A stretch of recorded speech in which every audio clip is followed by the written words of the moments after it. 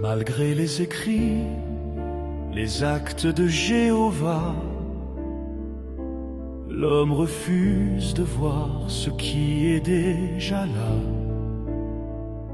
Il perd son temps en vaines suppositions, niant le concret et va vers la déraison, comme Noé parlant aux hommes de son époque, qui n'ont vu en lui qu'un sujet de moquerie. De l'arche ils ont laissé se fermer la porte, ils ont délaissé le chemin de la vie, pour sombrer enfin sous la divine sanction. Parce qu'en voyant,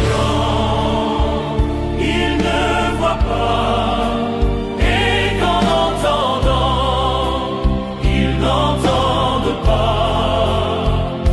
Ils ne veulent rien comprendre, se fiant à leur propre science.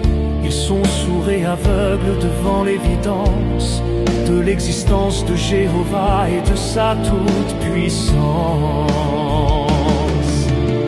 Avec Moïse, ils ont quitté l'Égypte, voyant les plaies s'abattre sur la ville.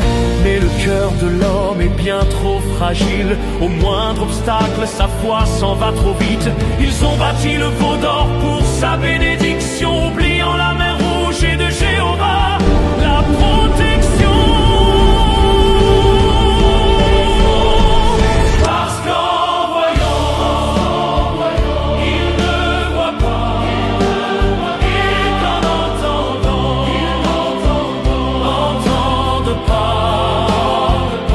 Ils ne veulent rien comprendre, se fiant à leur propre science.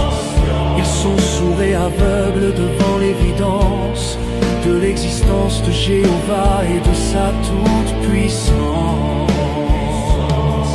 De nos jours, on a bâti des tours de verre et des réseaux de fibres,